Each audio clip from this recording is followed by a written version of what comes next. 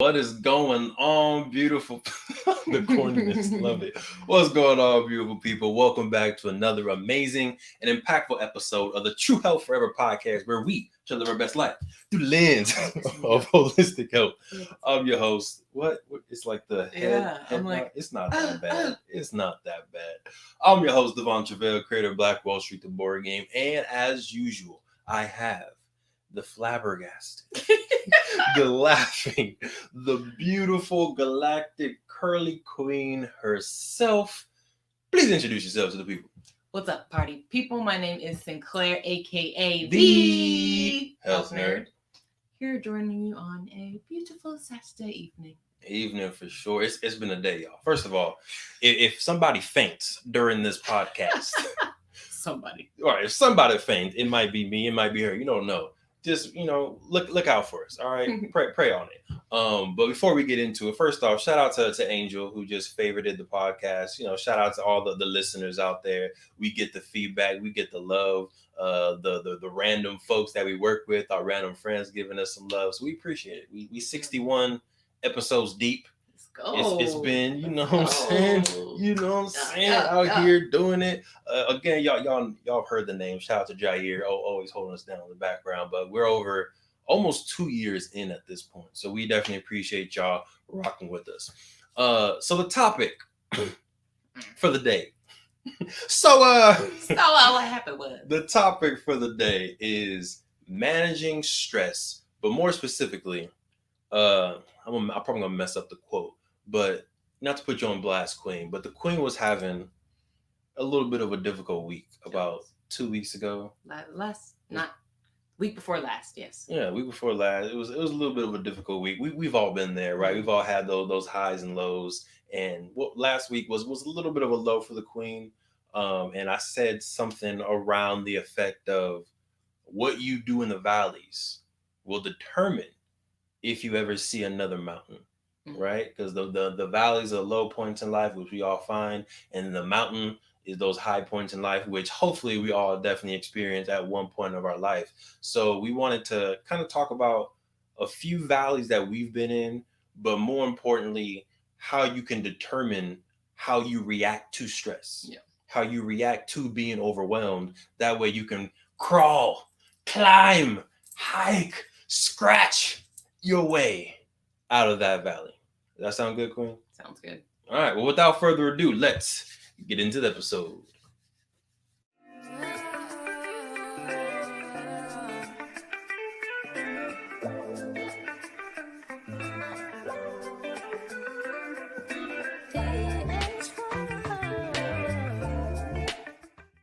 I heard him, Queen. All right, welcome back, y'all. We're gonna dive right into it. First off, another reason why I want to do this episode now is because a lot of at least UC folks and even CSUs or semesters college students, like they're graduating and you're starting to transition into life, right? A lot of students are applying for jobs, applying to grad school, and I feel like it's a transition time for a lot of college students. Also, kind of, I feel like adults usually find jobs during the summer too. I don't know why that is. Maybe because I'm in education, so it makes sense for me. Yeah. But it's a transition time. When you transition, you could come with a little bit of stress. So I think this is going to be a good time for our college students out there watching, or anyone who's trying to transition or actively transitioning from one stage to the next. You may be actively experiencing this valley. You may be actively experiencing this low. So we're going to first off give examples of valleys that we've been through and kind of how we've overcome those, and then we're going to get into like what is stress, how do you manage stress, and all that good stuff. Queen, I feel like I know the answer, but do you want to go first? Do you want to go second in an example of a valley or a stress? You want to go second? Ha! Shocker! Whoa! This never happens. All right. So I'll go first, and there's a lot of valleys that I can go through. Oh yeah, thank you. Brush my shoulders off. Appreciate you.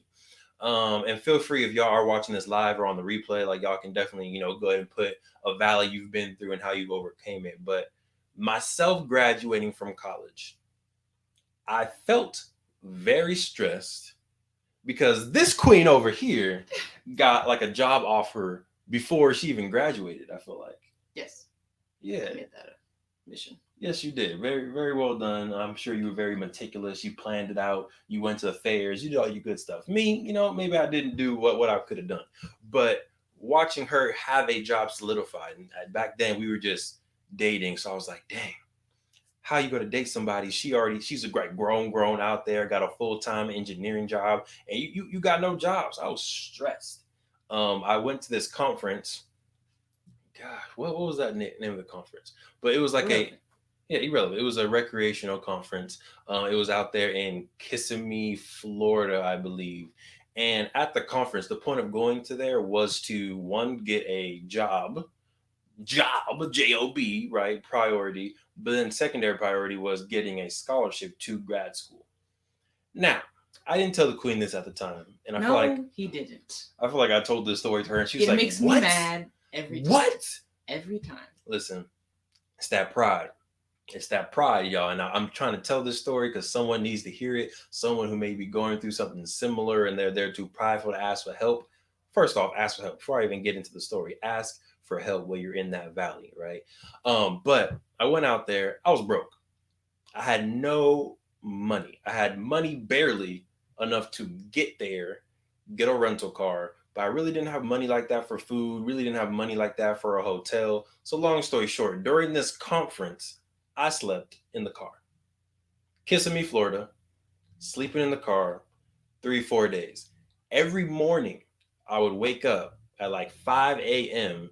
to go in, sneak into the hotel, and I don't know how I got into the hotel. Like either there was a door open, I just waited for someone to open the door, slid in through, had to go into the bathroom, did a little bird bath, brush my teeth, wash my face, put my clothes on, all that good stuff, right? And I did the trick on putting water on your clothes and you let it dry, and then if you don't have an iron, you just as the water evaporates, your clothes sometimes knock the wrinkles out. There you go. So a little free broke tip for you.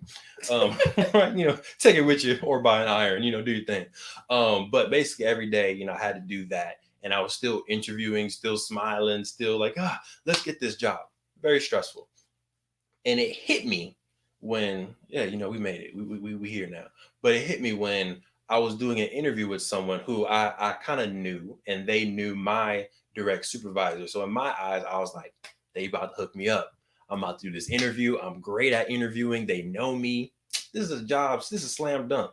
They sat there, looked me in my eyes, and said, "We know you don't need this as bad as other people may need it." Mm. Mm. And I'm sitting here, I'm sleeping in a car, y'all. I'm waking up 5 a.m. to do bird baths in the hotel, and this person is on the other side of the table telling me, "You don't need this as bad as other people need it." Other people who are sleeping cozy in hotels, by the way, you don't need as bad as them. You're going to be okay. And I heard that. I still didn't quite believe it. I was still stressed out. Long story short, get back to Davis. Still no job. I'm with the mob over there in the TH4 house. Shout out to TH4. They let me stay there for like a month, maybe a month and a half, and then I finally landed my job. This is where I finally got the job working for UC Riverside Community Engagement Outreach. Dope job. And if I never got that job, I would have never worked Village Nation. Mm. If I would have never worked Village Nation, the idea to create Black Wall Street, the board game, never would have happened. Right? So just giving you an example, like where you're at right now. It may be very stressful. You may be sleeping out of a car. You may be missing some meals. You may be thinking, dang, why aren't these opportunities coming to me? And maybe it's because it's leading you towards a path that will be, if I would have got a recreational job, I feel like our life would not be anywhere near what we're doing right now. Right. So I would have went to grad school, right? Would have got a MBA or a master's in recreation, a master's in sports psychology, and I wouldn't have been doing anything I'm doing right now, and possibly wouldn't have made Black Wall Street the board game, which has, humbly changed some lives. It's impacted some families, and that impact may not have ever been felt if I would have just been given a job in recreation. Yep. All right. So that's my example. Again, take the lessons that you want out of that. But that man told me, he was like, other people need this more than you. And maybe he knew that I would do what it took Right. to make a position happen, to make prosperity come my way. So shout out to Seneca. I see you, Seneca. You know what I'm saying? You out there, you a motivational speaker out there doing your thing. Thanks, Seneca, for your words of wisdom. All right. It's Go so ahead. interesting because it's like, yeah, they probably had no idea, No idea. like what would have happened. But the fact is that they were right. Right. It's crazy to think that even though you were sleeping in a car, they were still right because you just have that incredible ability to get things done and just like go all the way. But I feel like the average person maybe might fall a little short. You know what I'm saying? Anyways, I'm obviously your biggest fan, so I'm a little bit biased. Ice but cream fan club. You and only you. False. I feel like it's much bigger than you think. Anyways. First off, let me rewind. Everybody that I meet, immediately they're like, "Oh my gosh, I love your wife. Oh my gosh, the queen. Oh my gosh, what's the queen's name? I don't even know her name. I just call her the queen. She's so great." Everybody. All right, but queen, give the folks your example, your value. So I'm going to start by saying that I should have gone first. After that very powerful thing. Mine's not going to seem as stressful, but anyways. So this, the example that I have was actually for this property that we were going to get. And it was just the escrow process that we were going through. This castle that we're in right now. Correct. The escrow process. It's not a huge castle for those who are listening and watching. You know, it is our castle though. It's like CJ in his 1-bedroom shack. Exactly. Shout out to Secrets to Success podcast squad. So when we had just gotten married. Well, I should first start off with our plan. We had this elaborate idea of we're going to get this property. We started the process early. We started the process in May. We started looking way before that, but we started the official process for this property in May because we wanted to be able to get married and then move into, we wanted just the ideal like situation where you get married and then you move into your spot. So that is what we kind of planned. I'm ultimate planner. So I'm like, this is going to work. The timing, it was working out. It was honestly working out perfectly. It was. However, and what we wanted to do was we wanted to get married. We wanted to go on the honeymoon and then come back to move in. So everything was working out. But keep in mind that we were both first-time home buyers. So it was just a very new process altogether. Didn't really understand what this whole escrow, still don't really know what that means, just a black hole. But but once we entered into escrow, we had a whole bunch of things that just delayed the process. So if you're unfamiliar with the home buying process, basically you make the offer, it gets accepted. Once it gets accepted and you pay the down payment, you then go into escrow. And escrow is where all of the things happen. Where the magic happens. I wish I could tell you what happens in escrow, but you come out and then you sign some papers and you got a property, basically. But escrow is supposed to take, I did all the research because that's my type of personality, right? It's supposed to take about 21 days to a month. And we just ours kept getting delayed. And it's just a very frustrating and stressful time because I'll get to why it was stressful in a second. But one of the reasons why it was stressful is because you don't know when it's going to end and you don't know what's happening during. And I don't know if that's the norm, but that was what was happening for us. So it's literally just like we wanted to close, we wanted to move into our spot. And we weren't able to do that. We didn't know why. We didn't know what the holdup was. It was just third-party stuff. And we didn't know when it was going to end. So it was just a limbo process. The reason that what made this extra stressful is because we had already planned and we had already ended our month-to-month lease on our apartment. Right. So we were now in the situation where we are going to essentially be homeless if we were not going to be able to get the property in time. So that was just very stressful because I was not sure how, and it ended up working out. But yeah, I was just stressing because, I'm thinking we have a month to month. We're not going to pay for another month. They might have somebody coming into the spot right after us. We don't know. So we're basically going to get kicked out and we're going to have to find someplace to live until this escrow process ends. It ended up working out because I went to talk to the landlord. I explained the situation. Honestly, the minute I mentioned escrow, she was like, say no more. I know how it goes. what we can do Hecka is nice. She could have been a jerk. she about it. really She could have been a really jerk. could have been a jerk about it. But she was like, what we can do is you can just come to me at the beginning of each week and let me know if you need to stay for that week, and I will just charge you for that week. And it was beautiful. I wrote a check for each week. You know, it was broken down. You know, this is what we need another week. And I think we ended up staying for an additional. It ended up, I think, being a full another month. But yeah, it did end up working out. All of the timing ended up working out. We ended up moving in, and everything. You know, we loved the spot. Oh yeah, it's perfect. But yeah, that time period where it was like, I don't know what we're gonna do if we get kicked out of our spot. We did have you know, where we did have your parents who lived kind of close, but still it would have been difficult to make that work. So we really didn't know what we were about to do. So that was pretty stressful. But like I said, it ended up working out. And here we are. Yep. And the silver lining there is, I think we had way more time to pack up our stuff, to Yeah. clean, to do furniture shopping. Like we had time to really set it up to where if we would have been ready right after our honeymoon, that would have been kind of stressful to have to pack up the whole house right after getting back from the honeymoon. Right. So I think everything happens for a reason personally, right? So again, those are two examples. We're about to get into the meat of the podcast now, but before we start talking about how to manage stress, like we wanted to show y'all like we actively manage our stress as well, not always 100% successfully, but we do have examples of ways that we've been able to go through those valleys and get to the other mountain and then get to the next valley and then go to the next mountain, right? It's a nice kind of cycle. But Queen, you do a great job at breaking down what stress comes from, right? And I feel like you've probably mentioned this on a different podcast, but can you talk about the original, I guess, primitive form of idea of stress? Yeah.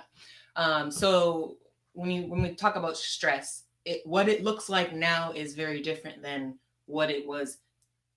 What it is kind of what our bodies were intended to go through. You know, back when we had to go hunt for our food, when we didn't have, you know, as civilized of, I don't know what to call it today, but you know, we industrialized society.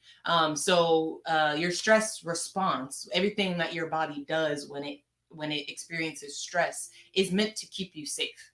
Right? It is meant for the different things that happen are like your heart rate increases, you start sweating, your blood pressure increases, your adrenaline starts going, and the purpose of that is that in situations of danger. So let's say you know, again, you're hunting for your food, trying to gather food for your family, and you see a bear. Aww. Lovely. So you see a bear, right? Your body, without you, at the minute your body senses that there is danger, instantly it goes into that fight or flight mode. That's what it's called. So fight means you're going to stand your ground and you're going to, I mean, you really don't fight a bear, but hey, you know what I'm saying? Hey, the bear can take this. Get these hands. Bear can get these hands. What's popping? No. But fight, which means this is a situation where I'm going to stay, I'm going to stand my ground, I'm going to scrap for my life. That's one option. Or flight, which means I'm going to get the heck up out of there. Okay, so those are kind of that's why it's called fight or flight. Your body goes into that instantly. And again, all those different things happen so that you can, and there are other things that happen too. Your digestion slows because it basically, I get excited when I talk about things. Yes, you do. The health nerd in me. Basically, what your body is doing is taking all of the energy that it's expending in different places and directing it towards getting your butt to safety. So that's why your heart rate increases, your blood pressure increases, all things that are necessary for you to be able to quickly move or to punch the bear, whatever you're going to do in that situation. But those types of things, like your body's not going to be worried about digesting your food if you need to fight for your life. So that's why your digestion slows. We'll get to why that's, you know, an important part of stress response. If you're in chronic stress mode, all of these things are happening all the time. And that's not good because it lessens your body's ability to activate that mode when it's necessary. But it's not good to have increased heart rate all the time, right? It's not good to have elevated blood pressure all of the time. So that's why one, how you perceive stress is Mhm. important, because not all of the situations warrant that response. If you drop your phone and the screen cracks, does it really warrant that response? Probably not, but Absolutely. Absolutely. probably not, but it happens regardless, right? So it's all about the perception of stress. That was a beautiful explanation, Quinn. Thank you. Well done. So the issue with 2021 is that most of us aren't running into bears like that. Right. And most of us aren't running into tigers, lions, sharks, but there's other modern stresses that we are coming across that we're seeing it and we're like, dang, that's a shark. When it's not a shark, right? It's a you're 5 minutes late for a meeting, Devon. Relax. It's not a shark. So we're gonna go through some modern day stresses right now, and y'all can let us know how you respond to some of these modern day stresses. I know how I respond to some of them, but again, knowing what are some of your triggers will, I think, allow you to mediate how you're responding to those as well. Okay. So let's go ahead and show some of these modern day triggers or modern day perceptions of stress. Biggest one in marriages, and I think probably in individual life, is the lack of finances. That's a big one. Huge one. Money is new, like Right. in the sense of being a human, in the sense of our human genome. Money, like fiat currency, has not been around that long, right? So it's interesting that to our core, our heart, we are just so stressed, and we are almost deathly stressed around how much money we have or how much money we think we should have, right? Queen, I don't know if you want to do another one. I have one that I definitely want to talk about. I want to talk about public perception. Okay. You and Cool. I go for it. Cool. Thanks, Queen. Another huge one that I think is on there is public perception. And I think I struggle with this graduating from college. Like, dang, okay, the Queen has a job, she's employed. What are her parents gonna think if she's dating someone who's unemployed? Right? What's the world gonna think? What's the Queen gonna think if I don't have a job? Is she still gonna date me? What are all these things going on? Right? So the public perception. Instagram. Yeah. Twitter, TikTok, all that stuff. Like, we get sometimes stressed about how many likes we're getting. What comments they put on my Instagram. Oh, why'd you post that picture, Devon? Your hair looks terrible. Oh my gosh, I'm so stressed now. I don't care that much, actually. But that was just a good example on people who can comment, and then all of a sudden now you're stressed, or you're having a awkward or negative reaction to something on social media, which literally has no impact on your like life. Right. For the social media influencers, I can see how that can impact your money, but again, it has no impact on your quality of life. Yep. Someone messaged me one time saying that I had braids in, and they were like, "Oh, you need to get your hair redone. Like, your hair is looking funky." And I'm like, I really was like, shoot. Well, I started looking at appointments. Like, dang, I need to go. No. I need to go get my hair done. But it's like, I was fine. I was perfectly fine with how my braids looked. I didn't even. It didn't even register as a stressor or something that I was worried about until this random person, stranger that I don't even know, said this comment. And it's like, that should not have even affected my life at all. But here we are. Here we are. If we can show the next, not the next one, but back to the modern stressors. Time. Go ahead. Time. You want to talk about it, Queen? Time, I think, is a big one too, because it's finite. And I think because it's finite, we're always thinking we don't have enough. Right? But is also, I think the other part of it is that I think we put like artificial timelines on ourselves that put that stress. So I'm supposed to be married by this age. I'm supposed to have kids by this age. I'm supposed to have a job at this age. Like different things that are milestones, markers or whatever. That, I mean, all it is comparing yourself to others and how the norm, the social norm. And I think that it, again, it's really, it's that comparison that brings the stress. It's, well, I'm in this situation, but compared to where everybody else is at this time, I should be here and I'm not there.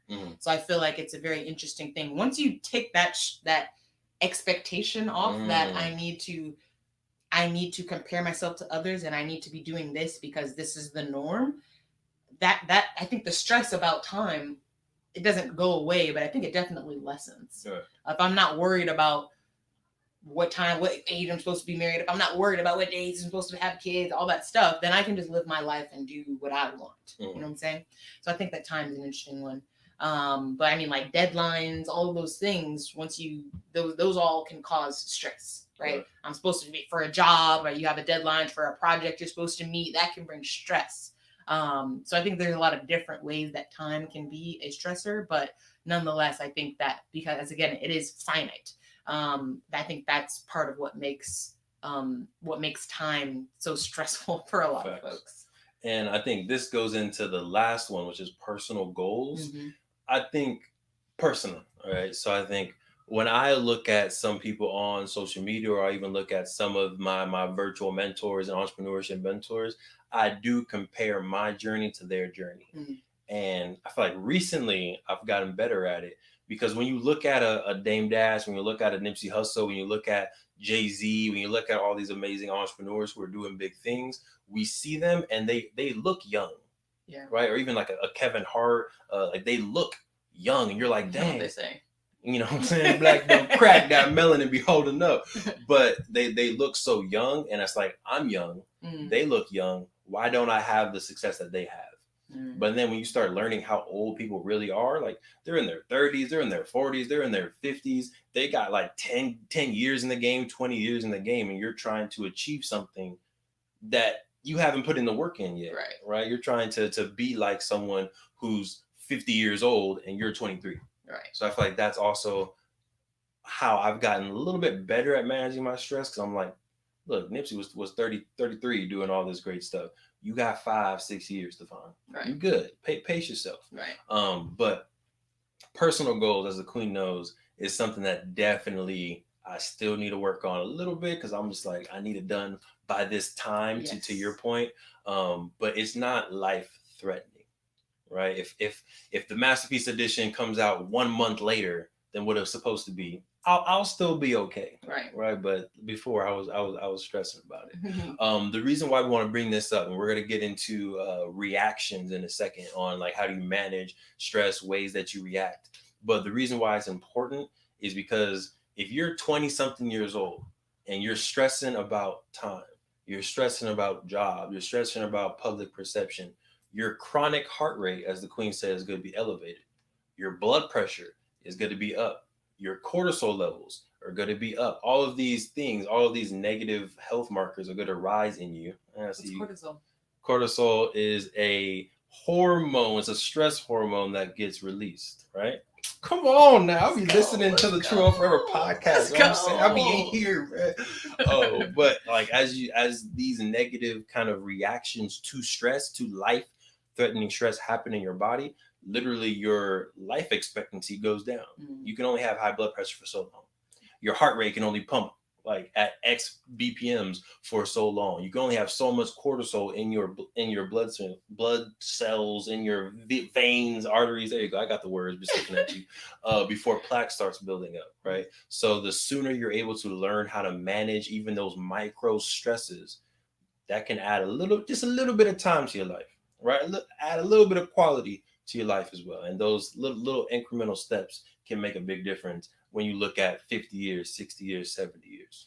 And as I mentioned before, right, the point of that fight or flight mode is to reallocate the energy that's going into, producing new cells, that's going into digesting your food, that's going into all of these other things, and distributing it into raising that blood pressure, into raising your heart rate, into all of those things, into raising your cortisol levels. And if you're constantly under that stress, all of those other things that need attention are never going to get the attention that they need. Right. So, right, if you're dealing with, digestive issues, it's probably because, or one of the reasons that it could be, is because your body is not able to take that, that energy, and once you kind of lower your stress level again, once you trigger that parasympathetic nervous system, that's like the brakes, right? Adrenaline's like the gas pedal. That parasympathetic nervous system is the brakes. You already know my gas pedal. Shout out to Bird. Shout out Bird, man.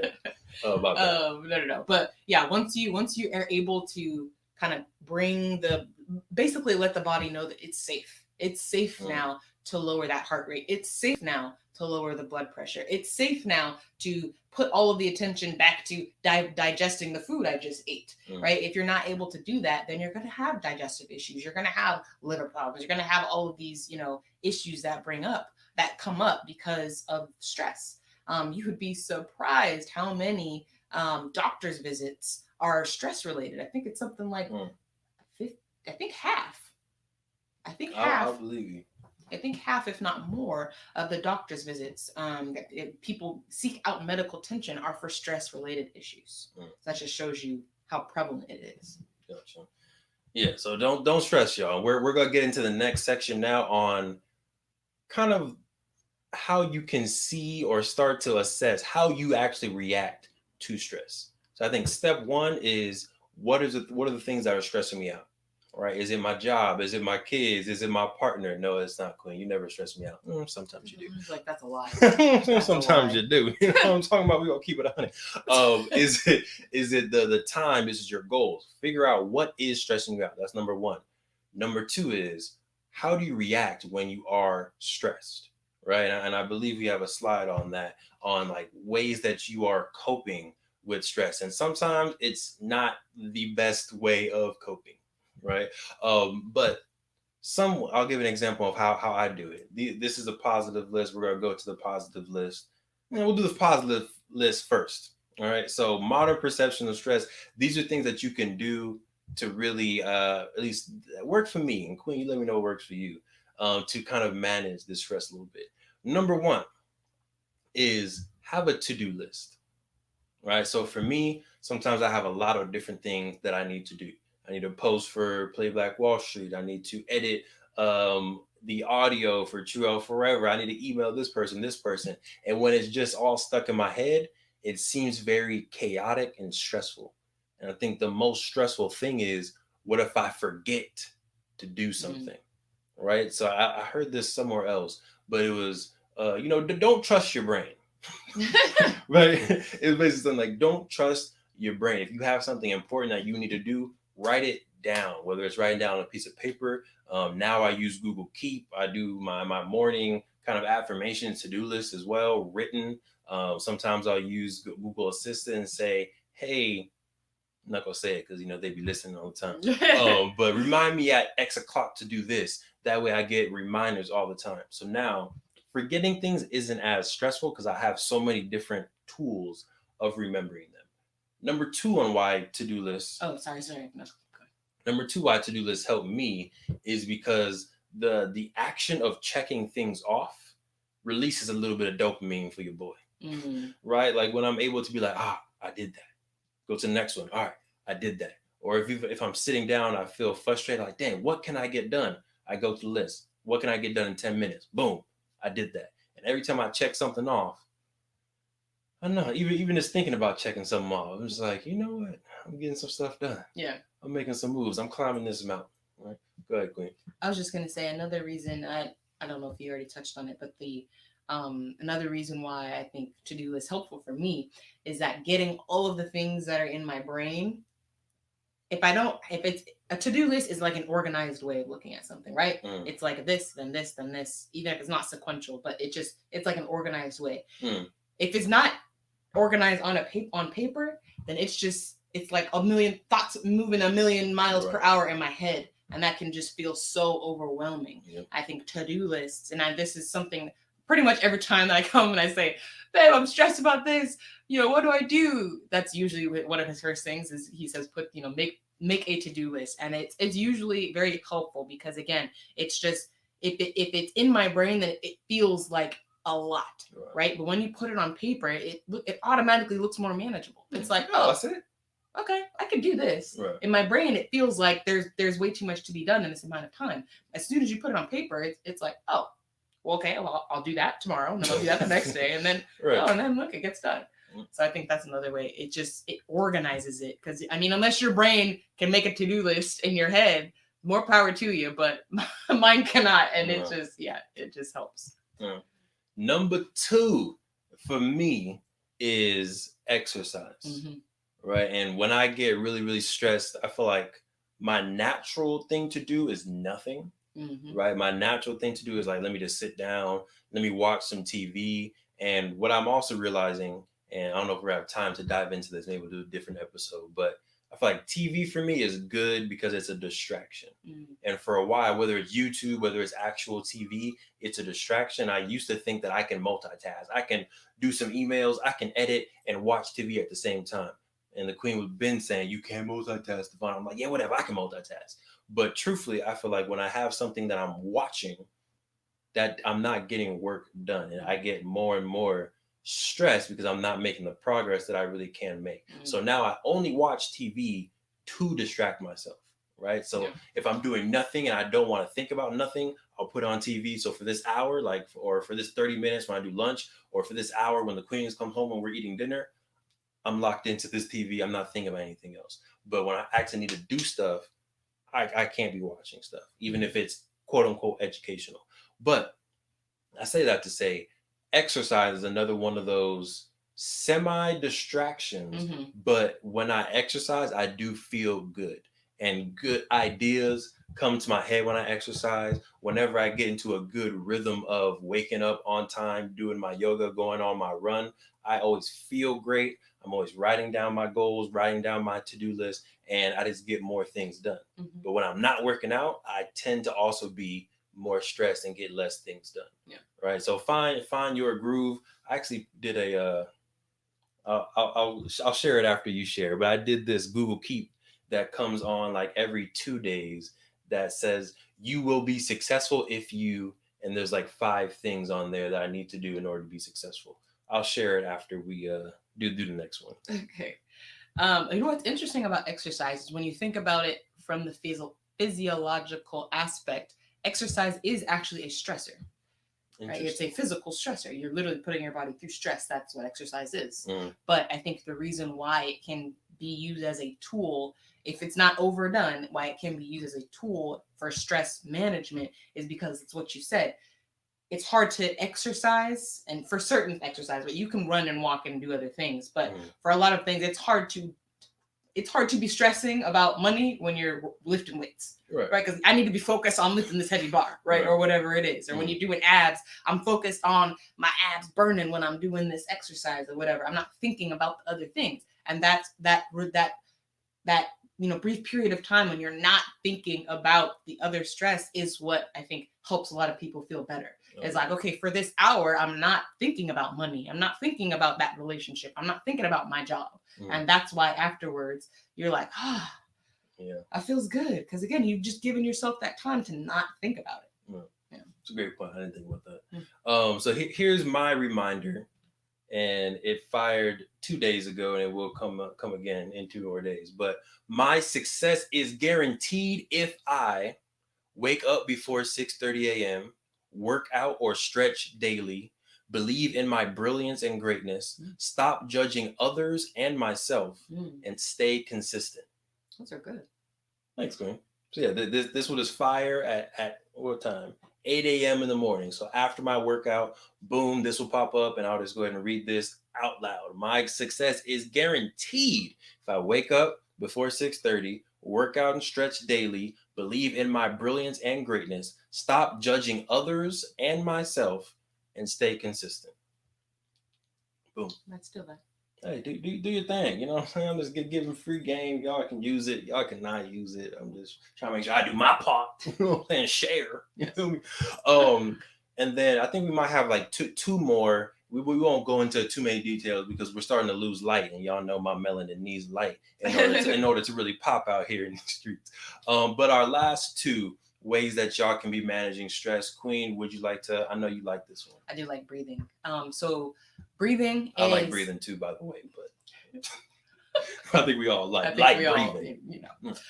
So breathing is a very, very effective tool at stress management. One, because everybody can do it. You can do it anywhere. You can do it anytime.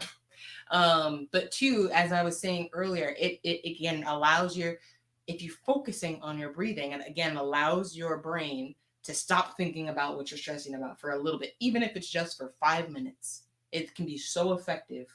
And so if you have heard of, or if you haven't heard of box breaths, you can Google that. But basically, it is breathing in for a set amount of time. If it's your first time, try 4 seconds so you don't hyperventilate. But you breathe in for 4 seconds, and you want to focus on breathing in your abdominal. So when you are stressed, especially again in that fight or flight mode, your breathing's really shallow. It's all up here. It's in your chest, right? But that abdominal breathing is basically like you should physically feel and see your abdominal protrude out, right, and fill it with air and then release it. That it triggers something different. It triggers the parasympathetic nervous system, which is what I mentioned earlier. That's what allows your body to say it's safe. You can relax. You can lower that heart rate. You can lower that blood pressure. We are safe. It's all good. So again, you breathe in for 4 seconds into the abdominal. You hold for 4 seconds. You release nice and slow for 4 seconds. And then you hold again at the bottom for 4 seconds. So that's why they're called box breaths. It's got the 4 parts to it. If you do that for just 5 minutes a day, and again, it takes practice to really get that effect. But if you do that for 5 minutes in the morning, that feeling afterwards, I call it like my zen. You get into that mode where it's like, it What really is doesn't. life? What is life? Like, it really doesn't matter what could happen right now. Like, I'm so calm, I'm so chill, and it's very effective to do at the beginning of the day. Because if you start your day out like that, when you get into the office and so says something about your hair, you're not about to pop off on nobody, and you can just be like, thanks. Do I gotta pull up? Do I gotta pull up? No, that was nobody says anything on my hair. That was literally just an example. I'm sure somebody out there is dealing with that. I'm sure. Yeah, somebody. But or that person. This I do deal with. That person cuts you off in traffic. I have. My name is Sinclair, and I have road rage. Hi, Sinclair. So it's very effective for me on my way to work, so I don't have to deal with the idiots that are out there, cutting me off or whatever. I'm just like, they got somewhere to be. And that's that. It's very effective. Yep. Very effective tool. Who taught you that? Not the box breath, the calm down when people cut you off. You did. Ooh, she be getting hot. Oh, all right. So action items, right? Or a little bit of a summary. Number one, identify what is stressing you out. Yeah. Right. And like the queen said, you may perceive these things as bears, as sharks, as lions, something that's completely dangerous and life-threatening to your life. It's important, right? Your emotions, your reactions are valid, but we do want you to understand it's probably not that deep. And if you take a second to realize and really think, okay, where is this going to lead me, right? Maybe I'm going through this path for a reason, and this is the right way to get to my mountain. So number one, what is stressing you out?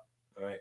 Number two, identify how do you typically react to stress, whether that's consciously or subconsciously.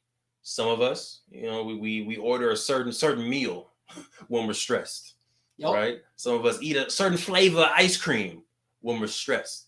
Some of us may twirl a certain drink, you know what I'm saying, with one ice cube in it when we're stressed. What are your conscious or subconscious reactions to stress, and do they help you? That's the key. That's the key right there. Is your natural reaction actually helpful to get you out of that valley? Right. So after you do those first two things, number three is. Hold on. Sorry. Go ahead. I want to just talk about that last one. The one you just said real quick. Because, right, if we're talking about if your natural reaction, which I'm jealous of you, first of all, let me start with that. If your natural reaction when you're stressed is to get your running shoes on and go for a run. Fire. If that's not right now, if you're running for an obscene amount of time and your body's breaking down, you're trying to run a marathon, that's different, right? That's maybe an addiction you need to deal with. But if you're just going for a little 20-minute run to clear your head, you probably don't need to change that. That's probably serving you well. It's good for you. It's a healthy way to cope with stress. So, not every coping mechanism is bad. Great point. And then to the third point is find a positive coping mechanism, right? So if your step two, if your natural reaction maybe isn't as healthy as you would want it to be, and it's not pushing you towards the direction, figure out how you can get a new system, whether it's your phone reminds you this is what you need to do to be successful, whether you put your running shoes on, you go for a run, whether you call a friend and you talk out loud about what's stressing you out. Sometimes it's just getting the emotions out of your body, out of your mind, and that can be helpful as well. But find that healthy way of coping. Cool. Queen, anything you want to sprinkle on that before we do a nice how was our week, a brief how was our week? I think just like if you're wondering like if is this coping mechanism serving me or not, I think the important thing is how do you feel afterwards? Do you feel better or do you feel worse? And then when I say afterwards, I'm talking like long term, right? Because immediate gratification is tricky. It tricks your mind, right? Because you eat the ice cream and you're like, oh, this ice cream is so good. Ooh, yep, right. But are you really when the tub is gone? When the tub is gone. When the tub is gone. Oh no. Now how do you feel? Right? If you feel guilty, probably not the right coping mechanism. You should find one that doesn't make you feel guilty afterwards, right? If you feel guilty or if your stomach is upset and you're on the toilet, that's your body telling you this ain't it. That's your body telling you you need to find another one. So I think just really like pay attention to your body, not in the moment, right? In the moment is different. Of course that margarita gonna taste real good when you're drinking it all the time. But 5 later, are you still happy? Don't judge us margaritas lovers. 5 later, yes, you are happy. You true. Okay, I should say the next morning. How do you feel? Yeah, that's a different answer, right? Yeah. Oh, so we appreciate y'all. Definitely make sure you assess your stress. Assess your stress. Don't make a mess. Hey. We only want the best. Hey. Assess your stress. Don't make a mess. We only want the best. Yeah. All right, let's get back. So Queen, real briefly, because we're losing light. Your week in like a minute to 2 minutes. How you doing? Any highlights you want to share with the folks? My week was pretty good. As we already talked about, the week prior was a low point for me. So I made it a point this week to do things that would make me feel better. So I did exercise for the first couple of days. Now I'm not gonna lie to you. It's one thing or another. Okay. So real quick, I injured myself. How, you ask? I have no idea. I literally have no idea. Every day she's struggling. So, I guess this is getting old. I just woke up, was hurt.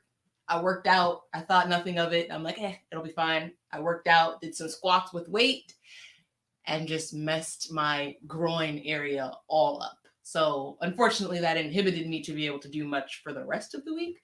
But the other thing that I wanted to pay a lot of attention to is I know my coping mechanism is eating. I love to, and it honestly depends on the situation, because there are some situations if I'm actively very stressed or nervous for like a performance or a test or something like that, I actually don't eat. I'm usually starving myself then because I just lose my appetite altogether. But that's how I was when I was about to propose to you. Yes, you did. That's when I knew something was up, because that plate was sitting there and I was like, he's not eating. But long story short, I made sure that this week I ate healthy. So my natural inclination is to go to the unhealthy foods, because again, I want that instant gratification of, this burger, fries. That's usually not what I'm getting, but these fish and chips, these are hitting right now. But then afterwards, I'm like, you didn't need to eat that. You would have felt a lot better if you had a salad. So I made a point this week not to give in to those cravings, and I feel really good about it. I went back to my meditation. I had fallen off, and I see now how that trickles down into the low point, right? I see how that can now have been a factor into how I was feeling the week prior. So I made it a point, even for just 3 minutes, I did go back to my breathing and my meditation, and it has helped wonders. So my week was pretty good. I'm on my way back up. I see the mountain up there. I'm not up there yet, but I do see it. And today you did what? Oh, potluck? Oh, yeah. And today we went and we filmed a couple of videos. So we filmed some testimonial videos from our chefs, and then we filmed a couple testimonial videos for the foodies. And I can't lie, that filled my cup. I know. It did. It was really nice to, and I was just a spectator, so I got to just see, but it was really nice to hear people. And there's no, it wasn't scripted or anything like that. They're just asking, our videographers asked questions and everybody answered really honestly. So it was really nice to sit there and hear, from the chef point of view, how what we're doing is positively impacting people's lives, is fulfilling lifelong dreams. Like, yeah, it's really humbling and really makes me feel good. And then even from the foodie point of view, the fact that we're providing people food that they are raving about, and they're really excited about it. They're saying it's convenient. Provides them another option for home cooked meals. Yeah, it filled my cup, and it really just kind of solidified, like, you doing the right thing, keep going. The potluck was a part of my low, and not going exactly how I wanted it. So I think that it was really nice to go through that, and I think it'll help me continue to make my trek up the mountain. That's right. Proud you ever make it past the valley, babe. Well So, done. Keep it up. Keep it thanks. up. I think something that's very important is we look at our lives from our point of view, and sometimes we can have the horse racers on. We can't see what everything else is happening, and we're looking at time right now. When we take a step back or even get someone else's perspective, people are like, "Oh no, you're doing great." Right. Right. So sometimes we got to take that step back, remove ourselves, get the positive affirmations from other people, and we're good to go. Speaking of which, myself, Masterpiece Edition of Black Wall Street, the board game, is available for pre-order. Definitely have been stressing about that, but it's here. It's beautiful. It's an amazing work of art. Not as beautiful as the Queen. Not, you know what I'm saying? Not a work of art like the Queen is, but it's up there. All right, it's up there. Another thing that we're very excited about is this week we're also traveling to Tulsa. So if you're watching this live, you already know we're going to be in Tulsa very soon. If you're watching this on replay, we've probably already been to Tulsa and already came back. But that's just a dope experience to make a board game about a culture, about an experience, and then being able to walk those streets, learn even more history that we don't know about Tulsa or Greenwood. So I'm very, very nerd excited about that. Another thing that was cool was even there. And shout out to Back Cinema. They're the people that Yep. did the videography for Potluck.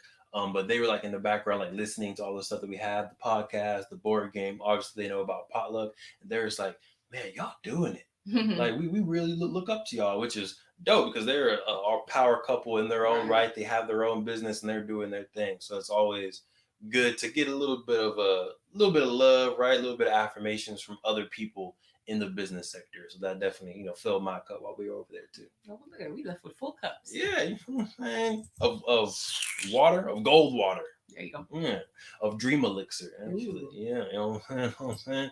All right, y'all. So if you're watching this again, before you close it up, I wanted to add just one more thing that can help you get out of the valley, because he just reminded me of it, and he's also mine.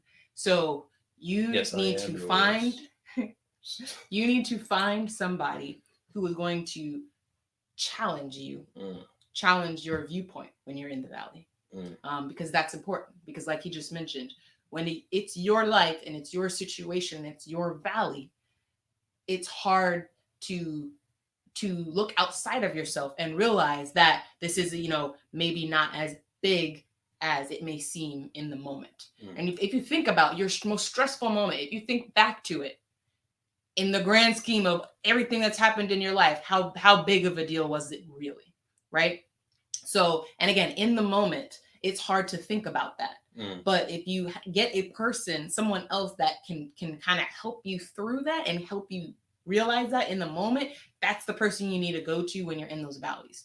You don't want to go to someone who's going to kind of further solidify, I guess, right? You don't want to go to someone who's gonna be like, oh my gosh, they did what? That's so terrible. How can you? I don't even know how you're doing this right now. Like, oh my, no, that's, again, it may make you feel good in the moment, right? But afterwards, are you any less in the valley, right? Are you any more likely to see a mountain? Are you feel any better about the situation? And if not, then maybe that's not the right person for you to, to vent to.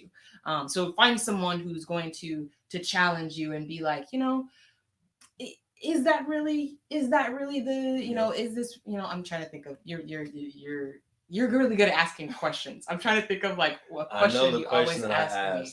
So the question, and you were like very stressed out Yeah. about real estate Chicago, Yeah. right? And you were like, it's taking so long. And I was like, well, how long should it take? Yeah. And he was like, I don't know, it should be faster. Da, da, da, da. I was like, well, have you ever done this before? And then you were like, no, I've never. Well, has anyone in your family ever done this before? Well, well, no. Like, so you're trying to do something in a certain amount of time that literally you've never done ever in your life, and no one you know has done it. So it's like, just it's gonna happen, and when it Right. happens, you're gonna be the first to ever do it in your family, and then now you're going to know how long it takes to expect. So it's like, yeah, you're expecting someone to. Yeah, it was a good moment when it So happened. get you someone who's going to ask those types of questions because it does challenge you. It doesn't always feel good to answer those in the moment because it's like, God, I just want to be mad. I want to be upset. Come on. But, but you need to find somebody who's going to help pull you out of that, right? Help challenge you. Like, is it really that, I don't want to say that big of a deal because sometimes it is, but sometimes it's not. And that person can help you realize that. I think that's gonna be my new technique. I'm not gonna try to solve any problems. I'm growing. I'm trying to grow out of that. Yeah. Instead, I'm just gonna ask questions. Yeah. And I remember even in the moment, I was like, I'm just asking questions. Yes, you did. I'm just asking questions, y'all. All right. Well, thank y'all again for tuning in to another amazing, stress-free, and impactful episode of the True Health Forever podcast, where we try to live our best life through the lens of holistic health. I'm your host, Devon Truvel, humble and blessed creator of Black Wall Street, the board game. I'm Sinclair, aka The Health Nerd. We hope y'all stay healthy. We hope y'all stay mentally wealthy. And of course, we hope y'all stay true.